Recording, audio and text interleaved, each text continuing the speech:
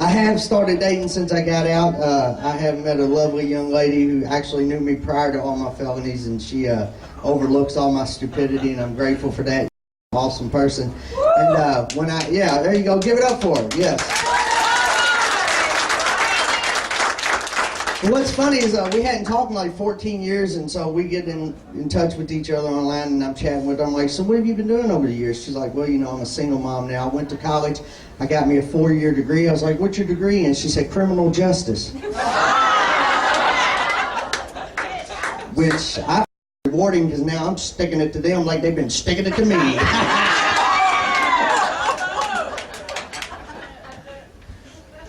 Most people are like, what do y'all have in common anyways? How could you even be dating a person like that? I'm like, look, it makes perfect sense. She went to Penn State, I went to State Penn.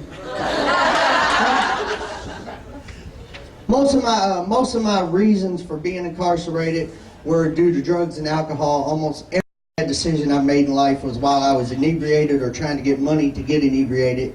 And but I'm glad to say I got 17 years clean and sober, people. 17 years. Thank you. Then I turned 18. I've been high ever since. And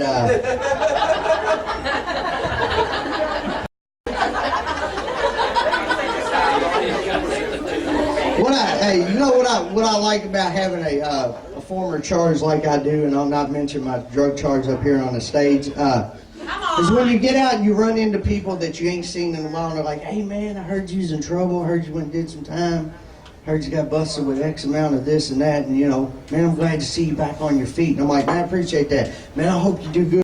I hope you stay out. And I'm like, I appreciate that. You still fucking with that shit?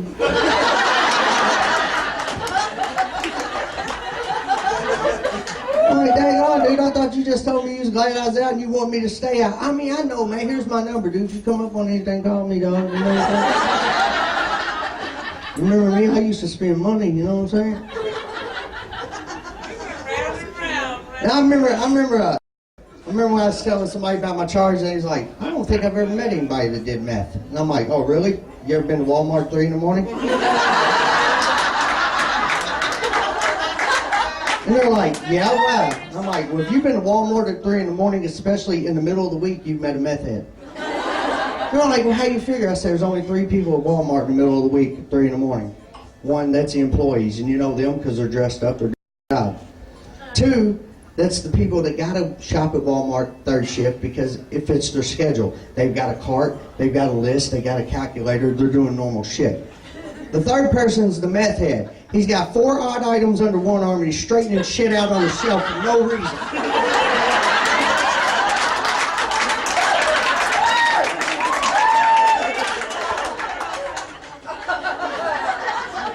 You know, and if you just follow them, after a few minutes you'll realize that, you know, they got like 6 items that they can't carry, and then they got to walk all the way up front and get a cart, and they drop that shit in the cart, and they act like ain't nobody gonna know they're high. They got 1 thing from the automotive department, 2 things from the fruit section, a kid's toy, just shit they ain't even gonna need.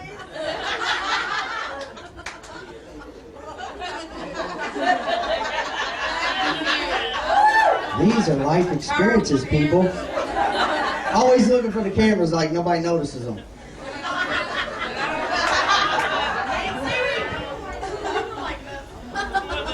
What I used to like to do though, I used to get inebriated and just go out and do stuff just so I can notice things that other people don't notice. Example, one night, ran out of beer. Had to go on a beer run. I Gary run into a store, and there's a sign on the door that said, no pets allowed except CNI dogs. I walked right into the store, went straight to the counter. I said, who's supposed to read the CNI dog sign on that door?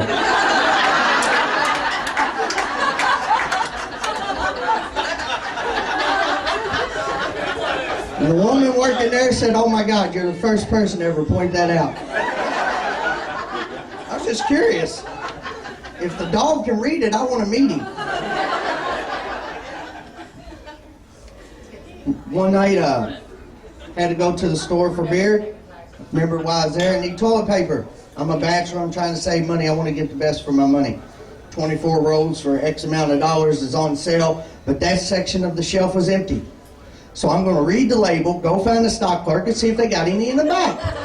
I read the label, it said 100% recycled toilet paper. I'll pass. Does that come pre-corned? Sound like a pretty shitty deal on toilet paper for me. Another thing I like to do is watch TV, notice commercials. Favorite one, male enhancement products. Oh my gosh. Those are the best. Guys, how many of you here for real? If y'all thought that shit worked, wouldn't you be eating them all 3 meals a day? I mean, for real. Come on now. I remember the first time I ever seen a commercial. I didn't pay attention to what they said it was for. I just heard ads 1 to 3 inches. I got excited because I thought it made you taller. I was like, yes, I could be 5'7" before the end of the month. Oh my God. But they got this new one out. It's called Prolixus. It's to make you thicker. Because now, guys, it's not the length, it's the thickness. And this guy knows because he lived in a college dorm with 4 females. According to him, he was gay.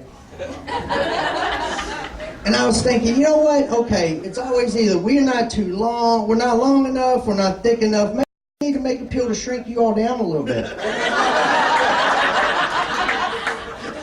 Why don't they come out with whole Lexus? Or Yo Stickus? Speaking of reality TV, no I wasn't, but I am now. Reality TV just cracks me up. How many of y'all hooked on that Big Brother and, yeah, all those shows like that, Big Brother and Survivor and stuff? There's nothing real about that stuff, for real. I mean, think about it. Big Brother, I mean, come on. Why don't they go pick up 8 people from South Louisville, put them in a house with each other for 8 to 10 weeks, and let's see how that turns out. First off, first week, they're going to be like, okay, we have to have a house meeting. There's a camera missing out of the hallway. The dumbass who took it was on camera stealing it.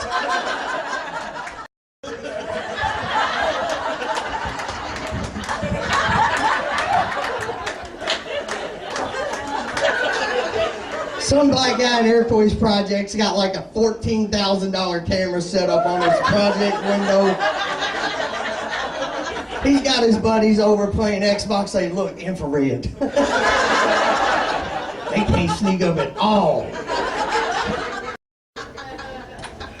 If it was a South End people living in that house, somebody would have an EBT card. Somebody at the first of each month be like, look, I got $350 on it, y'all get it for $175 right now. I'm trying to buy a sack. Ain't nobody in the house on drugs. Okay, they got some alcoholics, but so what? That's the most common drug. But they ain't got nobody in the house on drugs or nothing. Ain't never no drug dealer stopping by the house. If there was South Louisville people living in that house, it would be on. Like, man, who is at the door at 4 in the morning? Man, I was just in the neighborhood. I was just stopping by to see if y'all good. Everybody good? Y'all good?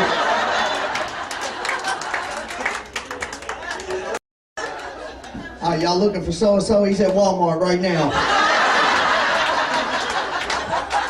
I just seen him. I took care of him in aisle 4. Why is he shopping for baby shit? He ain't got no kids. But right now, that's all I had to do was survive long enough up here to make y'all laugh, and I'm done.